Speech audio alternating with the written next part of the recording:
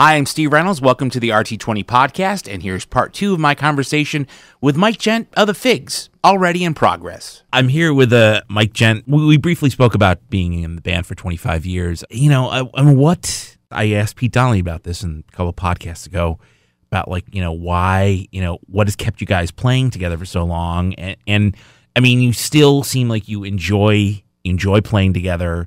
You enjoy each other's company, which is, I have one friend left from 1987, so I can't imagine being in a band with someone for that long. Yeah, well, it's pretty wild. From the beginning, we never really, our goals, and I've said this before, our goals were very small. If we had goals at all, we didn't sit around kind of planning out anything. But at first, our goals were to play in Albany, and then after that, play in New York City, and to make a record. My goal was I wanted a vinyl record of the band. That was a huge thing for me, and it kind of it still is for some stupid reason. My feeling is press 5 copies just as long as I get one. And also we've kind of have this close friendship with people from our past we have this good friend Kevin who worked with the band in the 90s, and he was just a really close friend of mine going back to when I met Guy when I was 12. Kevin, Guy, and then Pete Donnelly a couple of years after that. But and then I have this really close friend from high school, Matt Green, who I still keep in touch with. For some reason, my closest friends are my oldest, the friends I've had the longest, probably. Pete, Guy, Pete Hayes, and a few other people. We just never, partly because of the band, staying together, those friendships kind of remained, right. And yeah, I don't even remember what your question was, but just about staying together. But you basically I'm rambling here. Summed it up. And obviously, there's kind of been there are two distinct periods of the band. There was with Guy, yes. and then when he left Sure. in '98. You sound like you're about to say something. well, Guy left in '89, and we were a trio like we are now from '89 to '92, the two Petes and myself. Right. So it's been going through a transformation twice. Yeah, going to a quartet and then back to a trio. Yep. What would you say is, the biggest difference in sort of the way the band plays quartet-wise to trio-wise? Is it... There's a lot of differences. Going back to a trio after Guy left the second time, I was at first very reluctant because I had memories of being a trio before Guy came back on guitar and remembering it not being that good because I wasn't as good on guitar and I didn't have good equipment, and we were... Probably to some people that were fans at that period, it was our best time. And I remember our manager at the time when Guy was joining, he said, "Don't get another guitar player. You guys are a trio. That's the part of your charm, is that you're a really good trio." And I didn't have the skills at the time to realize really how to present the band as a trio. Now, when Guy left, it was very shaky. Well, actually, we had a tour booked, and we had Mike Viola tour with us as the second guitar player, which was great. And we toured behind Couldn't Get High for a while with Mike. And then he decided to go off and, kind of continue his thing. And we were back to a trio, and I was thinking, oh, no. And we were thinking about looking for another guitar player to replace Guy and, then Mike. But we kind of stuck with the trio thing, and we realized that we started getting into just playing a ton. We toured a ton after Guy left, and we kind of realized that we could use space to our advantage. Meaning, we didn't always. We felt like we don't always need to fill. We don't always need to be playing all the time. Yeah. Whether it's me kind of laying out and just Pete playing a little bit, or us just singing together and just drums behind it. We kind of got into that. And just using our voices as the fourth instrument more. And then also getting into that whole Who trio thing of playing. And I actually took a lot from the Who because they really were a trio, and kind of going down that, once we started getting to sucking in stereo and stuff, using percussion at times, on stage and me playing tambourine and Pete jamming, or we kind of got back into our original jam roots, because originally that was some of our was jamming. You know, that's kind of when we first started playing together. We did a lot of jamming because we were still learning how to play our instruments. We still are, or I am anyway. So we kind of figured out how, but then after a while, you know, doing trio, it's, for me, you know, it can be very, become very limiting. There's a ton of freedom in it because I'm the only guitar player, so I can play, you know, I don't have to worry about another guitar player. But then again, it can become, and that's why the acoustic coming into the set really helped me kind of, you know, because then, you know, we played some electric, I play acoustic. Then when I go back to electric, it's like, whoa, yeah, okay, feels great. Yeah. As opposed to if I'm just playing electric the whole night, it just gets kind of boring to me after a while. And that probably just comes from 25 years of doing it. Yeah, of playing all the time, yeah. Can we talk about what's coming up in the fall? Or do you not want to talk about what's coming up in the fall? Well, I have no idea, really, what's coming up in the fall. We have some rough plans. There's a few things I kind of want to keep as a surprise, because there's some cool stuff. But I think we want to go down south in the fall, maybe around September, October, because we haven't really played down there in a long time. Yeah. I got an email from a guy in Nashville already asking, please come in Nashville. Yeah, and I think part of the reason why we always did well in Georgia, Athens, Atlanta. We briefly had this little thing going in Augusta, but once the radio stopped playing the record, we went back and it was empty. I said, power of radio. Yeah. North Carolina, we always had really good shows. Nashville, we never really, I'm trying to think. We had some cool shows. We were playing in Chattanooga in the late 90s, and we had something going on there. I just can't remember playing in Nashville. Maybe that's why he wants you to play in Nashville, because you haven't played there. We haven't played there in a long time. We should play there, though. I'd like to, just to get back down there. And I know there's people that write us saying, when are you coming back down south? And I know for a long time we've talked about like box sets and other crap like that. Yeah. I mean, how much stuff is in the vault to, you know, maybe come out someday? There's after everything is on vinyl, of course. Yeah. First. There is a lot of stuff. I mean, there's a ton of stuff. Yeah. I mean, that's one thing that the band has never had issues with, is because we always had at least 2 writers, sometimes 4. Pete Hayes, I always kind of push him to write more. He's a really good songwriter.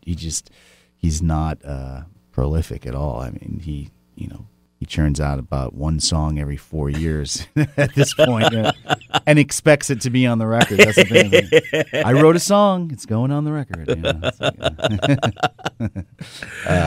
But then, so we've never had a shortage of that, and we always tried to record, as much as possible. It's slowing down more. Here I am. You're with the double record. It's slowing down. Yeah, it is though.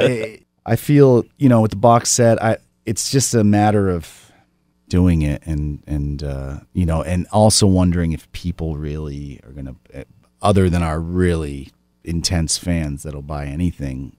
Yeah, is it worth spending the time? I started to do it maybe about 10 years ago. I spent a few years slowly compiling discs and getting stuff together, and I got some really good stuff compiled, but then I just kind of got really tired of listening to us and looking for stuff. I get burned out on it. Yeah. It's like what happened to Neil Young. Yeah. The archives. That's why it takes so long, because he's like, I got to make another record. He has people helping him. Yeah. Pete Donnelly's been talking about putting together some kind of anthology, which I think is probably a good idea soon, to kind of just have something for newer fans, because that's another thing that's kind of kept the band going, is that there's been moments where we've gone to play and all of a sudden there's new people and people that are, this is the first time I've seen you guys or even heard of you. And I have this kind of running joke, and I've said it before, is that if somebody said, are you playing a band? I said, yeah. What's your name? The Figs. It's one of 3 things. Oh, I'm sorry, I've never heard of you. That's okay. Oh, you guys are still together? You guys are, I thought you broke up. Or, huge fan, fan. It's one of those 3 things usually. I think maybe at least a compilation of singles or. Well, that's a whole other beast. Yeah, is that all the 40? Most of the singles weren't on records. Yeah, and there's a lot of them. Yeah, and that's another.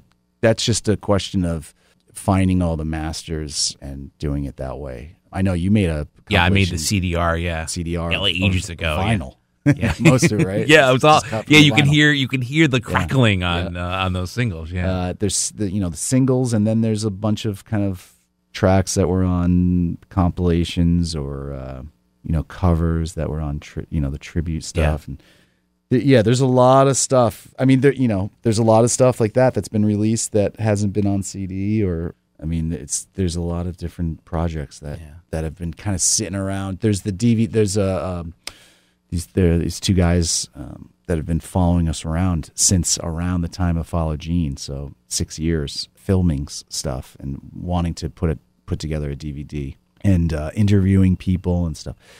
And they keep begging me to give them old stuff, and that's a whole other thing. I've got tons of footage of us. Some of it's fantastic. Now, there's through the years there's been some pro shot stuff done, and that's always been the when I told them when they started filming, I said we really need some kind of pro shot good sounding stuff, because that's always the sound is always the thing with video for me. And they keep interviewing people, and I keep trying to steer them away from. I don't want to do the kind of standard people yapping and there's clips of us, and for me as a music fan, my favorite, and really the people that are going to buy this and watch a DVD of us want to see footage. Right. I think playing. Yeah. And my feeling is I'm trying to steer them away from. I'm like, okay, there can be some interview stuff and kind of a maybe history of the band, but I really want to steer it more towards having just a lot of full footage. One thing that I cannot stand is when I'm watching a music documentary and they're showing some incredible footage that I've never seen and it is awesome, and somebody starts yapping. Yeah. I cannot stand that. It's like, really? You couldn't just wait and just show the whole song? So if someone was going to put something nice together, your motto would basically be like, the kids are all right. Right. Yeah. Exactly. That, and also I love. Well, this is going towards a totally different direction, but I love the Zeppelin 2 DVD set where it's just blocks of performances. Yeah.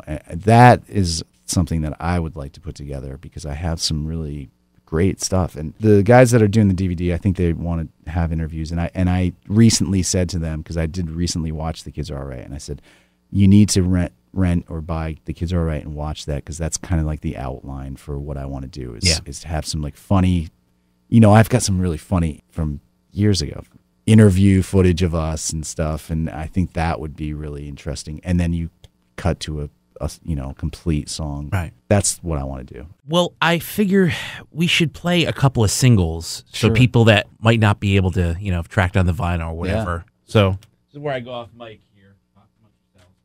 So here, why don't you pick something we can play off of that? Well, let's do a guy song. Let's do a little One Hit Wonder.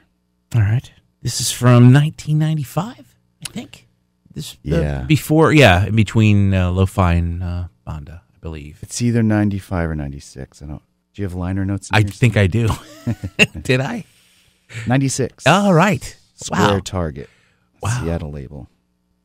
Apparently the 1999 version of Steve was very meticulous. Yeah. It's very nice. Maybe we'll just use this. Just use that. And we'll just find the masters instead of having this. Yeah, instead of having the crackle, yeah. Yeah. All right, so here's the single from 1996. This is Guy Lyons on lead vocals on One Hit Wonder on the RT20 podcast. He is part of the dead. He has no place here. He has the stink of oil and electrical circuitry about him. He is obsolete. You are discarded. You are the refuse of the past. You're full of crap.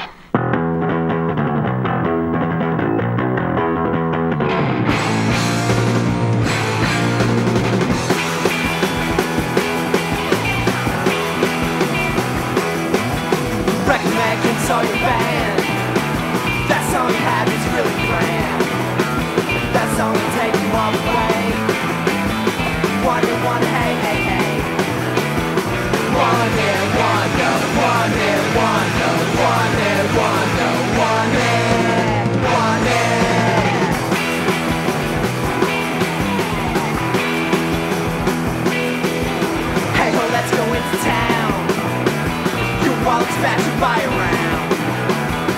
One is here to stay.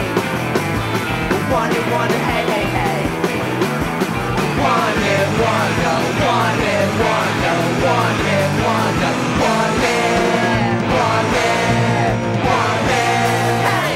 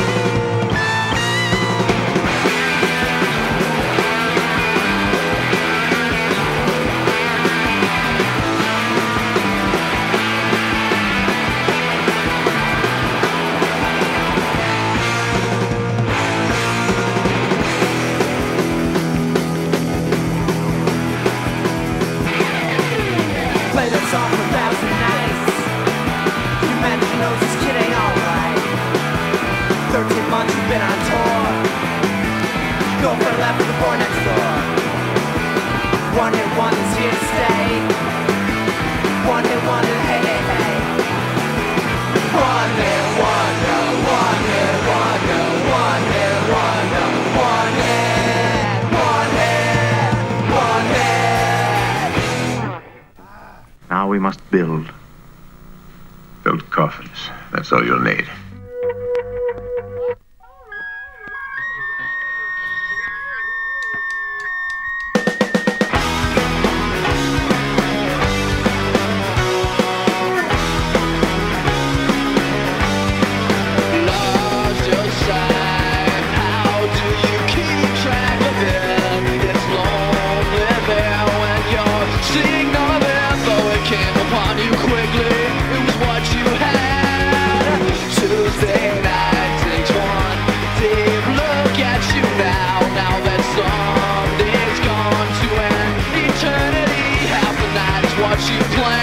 What's left is being what became of it.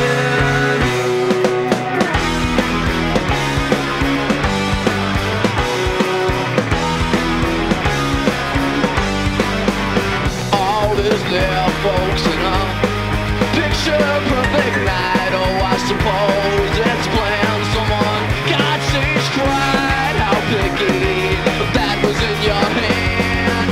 Got to get yourself together. Nothing's gone as planned. What became of it? What became of it?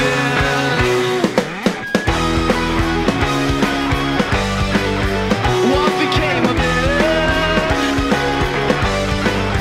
What became of it? What became of it?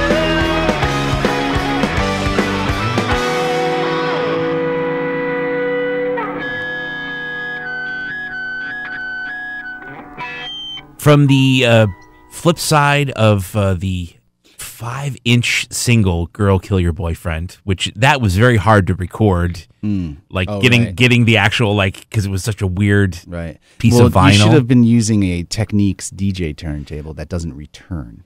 Well, yeah, that's the problem. We didn't have that when I did this in 1999. That is what became of it, which is also on the vinyl-only album called Rejects. And before that, we heard One Hit Wonder. I'm here with Mike Gent. We're talking about Fig stuff. One of the things I wanted to ask about is different live stuff that's come out over the years. I mean, I have bootlegs of stuff and I'm like, and one thing I've found interesting is that there are a couple bootleg songs with completely different lyrics, changed, especially on the this thing here, the Kansas City, where the metal detector lyrics are completely different. Oh, yeah. Basically. Yeah. Yeah, I just felt like I needed to kind of, I think maybe, I don't remember why I changed the lyrics, and I just didn't think they were good, probably. Does that happen a lot where you play stuff? I mean, I remember seeing stuff, and then I'm like, you get in the studio, and it's completely different. You change the lyrics up on me. Yeah. And there's even times, post the record coming out, I'm thinking, the studio version, I don't like those lyrics. I was just thinking about something the other day. I said, I love the lyrics to all that song, but there's one line. I was like, why did I leave that in? That was so stupid. I don't know. Lyrics have always been the hardest thing for me as far as songwriting. I always felt like sometimes it's the biggest, for me with songwriting, it's like kind of the biggest drag. Sometimes if I have a really good idea, they can flow out like "Do Me Like You Said You Would." That was fun. That was yes, your lyrical high point. I would write a line and laugh to myself, and it was actually a lot of fun to write those lyrics. Yeah. But in general, it's kind of a hard thing for me to nail down. So I am constantly kind of maybe overthinking, or I change stuff a lot. Yeah. Even like I said, I'll switch up lyrics and wish like, or I'll have a lyric and I'll say, I'll change it, and then we'll record it, and then the record will come out and be like, no, the first lyric I had was so much better. It's shit. Damn it! Why did I do? Is there I mean, not to put on the spot, but is there one song that you're like, I really nailed everything that I was trying to say in the lyrics?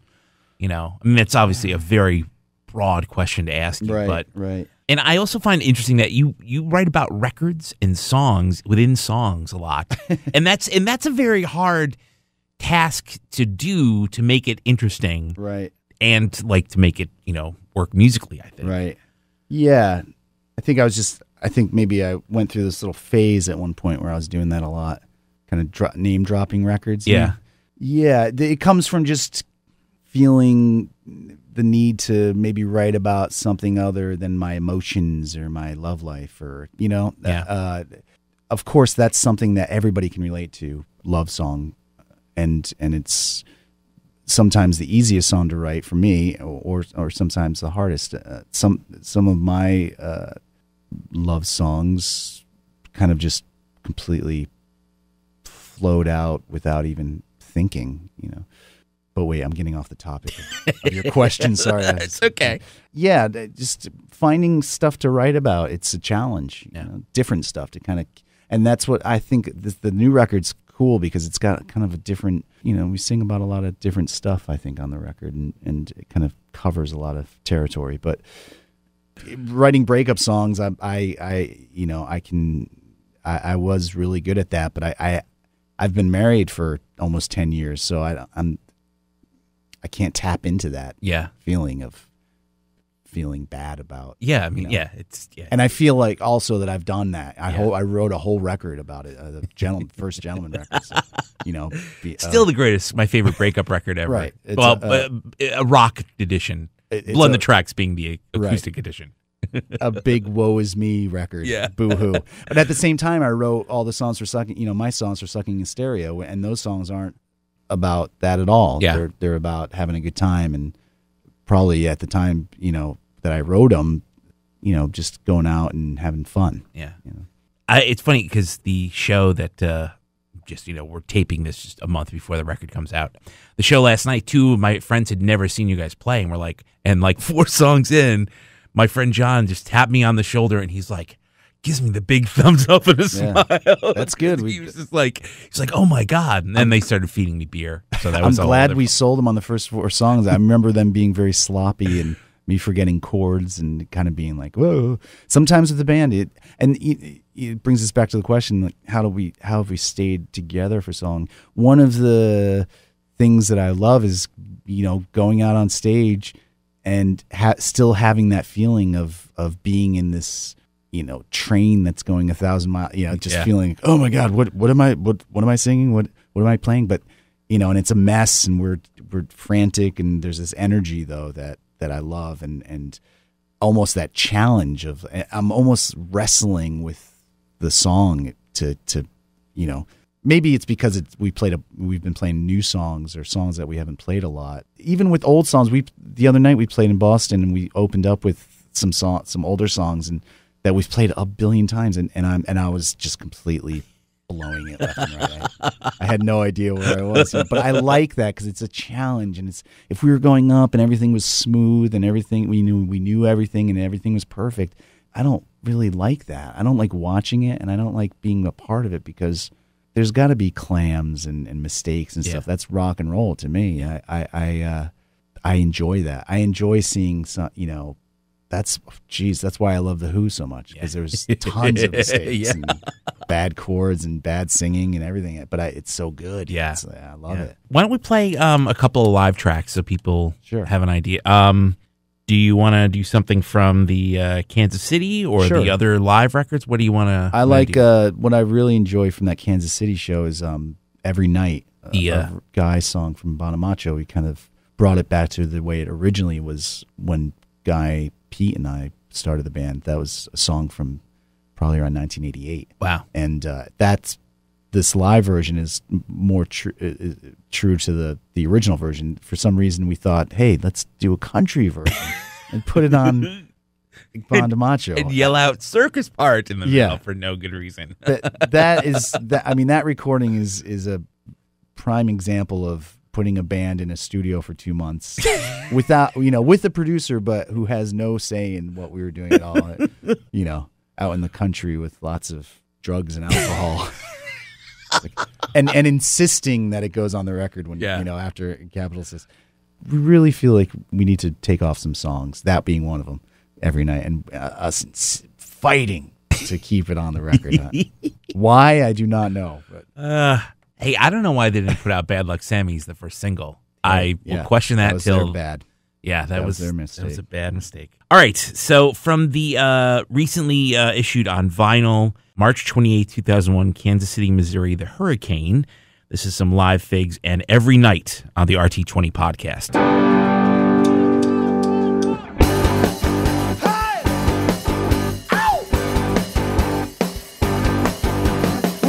We said here 1,000 times. I said in my head, but I'm still allowed to cry. Why, oh why? I count the reasons 1, 2, 5. I'm drinking again, but they still come back to me every night. Oh, please, honey, let's not fight. That ain't right. Because I'm so tired tonight.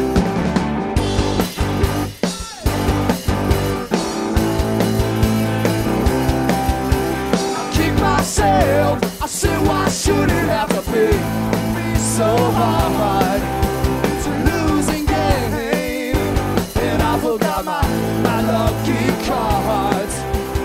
Why, oh why? I count the reasons 1, 2, 5. I check them again, but they still come back to me every night. Oh, please, honey, let's not fight.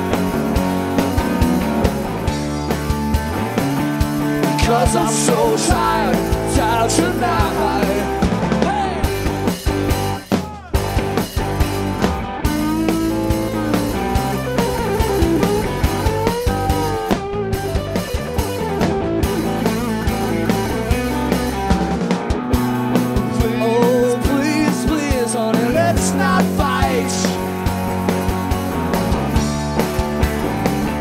Because I'm so tired tonight.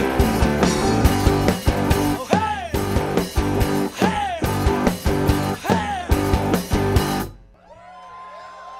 Every night.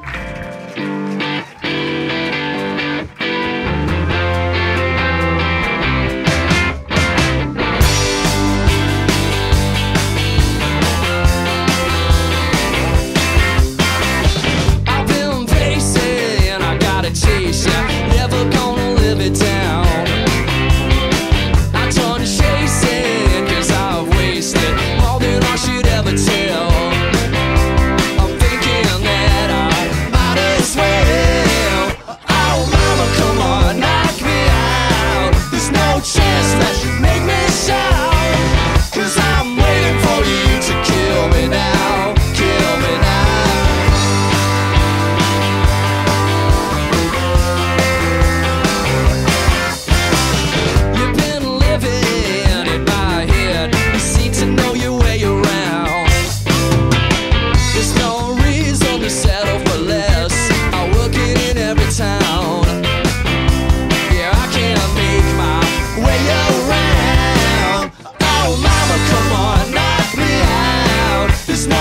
chance that you make me shout, 'cause I'm waiting for you to kill me now, kill me now.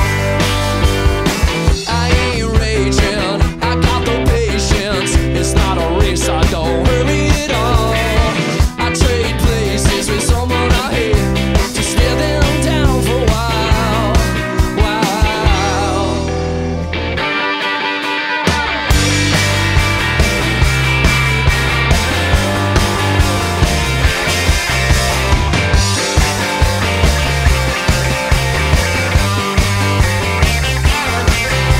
Said I can't make my way around. Oh mama, come on, knock me out. There's no chance that you make me shout, 'cause I'm waiting for you to kill me now, kill me now, kill me now, kill me now, kill me now, kill me now.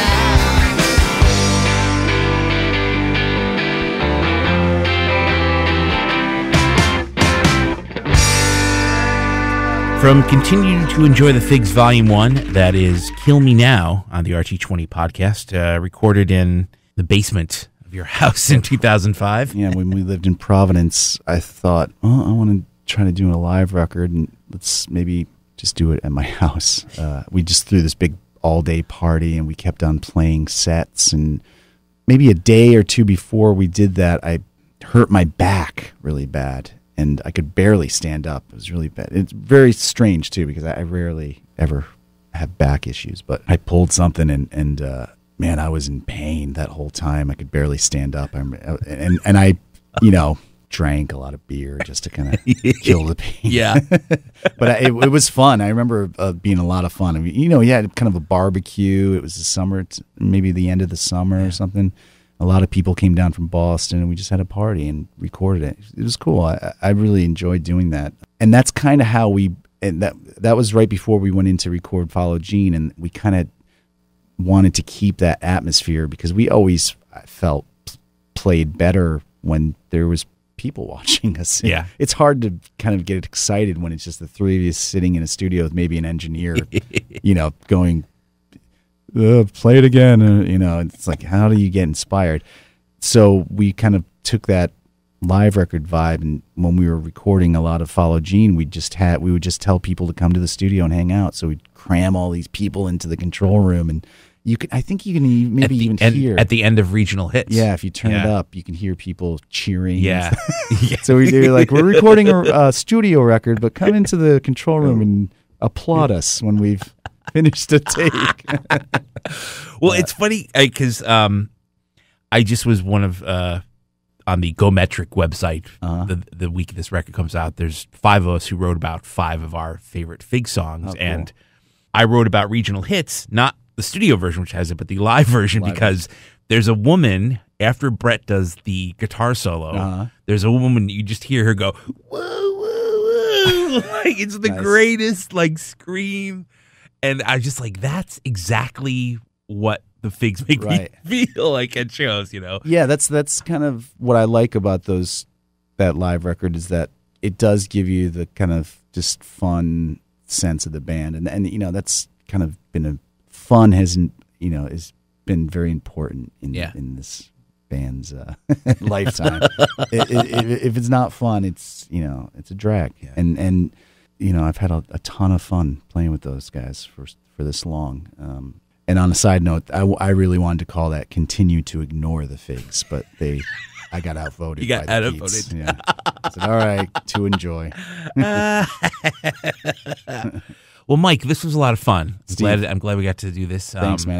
I can babble about my band for hours. You know what? So can I, actually. People are probably sick of reading about it and hearing about it, know? Thanks for keeping the flame lit. Well, I do what I can. Well, we may as well close off with that version of Regional Hits because just the woman scream after because my favorite part of this song, which you'll hear, is it doesn't sound like Brett knows what the song is as it's going along. Right. Brett Rosenberg brand new. Was guesting on guitar that year because you guys had toured with Graham Parker and he played with you. Yeah. And and it's kind of going along, and you get to right before the where the solo comes in, you're just like, regional hits the bridge, like, and he goes to the bridge, and then there's a part where I swear you can hear you say like, yeah, play or something. And then Brett starts this solo, and it's like this solo where it's like, I don't know where I'm going, and all of a sudden it becomes this jaw-dropping, like just, and you're just like, keep going, keep going. Yeah, he was great in the band. We did a bunch of shows with him on guitar, and he really knew when to kind of lay out and when to come in, and he was really good in the band, I thought. And when we did that Graham tour with him, he also played with us. That's when he started playing with just the band on the opening sets, and he was such a fan that he just knew the stuff. It wasn't really having to sit down and teach him. He just has a good ear. He knew, and those songs were, some of those Follow Gene songs were brand new, and we were playing City Loft Home. We had learned that morning. Oh my God, of the show. I said, I got this new song I want to try, and so yeah, Brett was. Yeah, we've been so fortunate to have a lot of good people come into the band, and Viola and Brett and. Guy wrote some of our best songs. Yeah. And songs that you guys still do. Yeah. Oh, yeah. I mean, he was our first songwriter, really, and singer. When he was playing drums originally in the band, when it was Pete Donnelly, Guy, and I, he was the lead singer and songwriter. I was kind of doing it, but not as well. Right out of the gate, Guy wrote some really killer songs, and yeah, man. Yeah. Like I said, we can. I mean, how do you fit 25 years into 2 podcasts? I don't know. Well, we try. Well, it'll be 4 podcasts because I've got Donnelly and the other one. Right. So, right. And then if I get Hayes to come in. Oh, you got to get Hayes in. Yeah, because that'll be a very different. Yeah, I mean, and he's been the most how do you say this? Under-interviewed. Yes. He's been the least interviewed member of the band. Well, the first time I interviewed you guys for Bonamacho was for this company. Oh, that was Pete and I. And Yeah. Yep, I remember that. Yeah. But did he say anything? I don't know. I'm afraid to dig that out because I was still very green as an interviewer. So it's probably fine. But Pete, it would be. I would actually really enjoy hearing that because I don't know if I've ever heard a one-on-one interview with Pete. The one interview I ever saw was around the time Bonamacho came out, and he was like ragging on Capitol and saying how bad our situation was. I was like, and that is why you don't do interviews. Well, we'll make that happen. He promised me that he would do one of these. Yeah, that'd be great.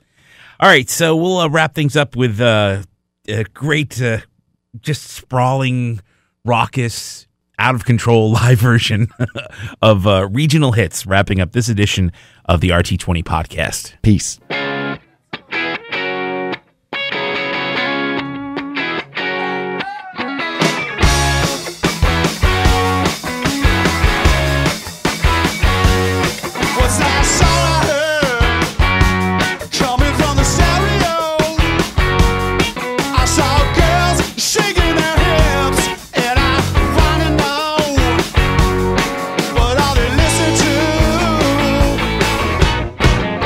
Original hits I find from his penny off the production line.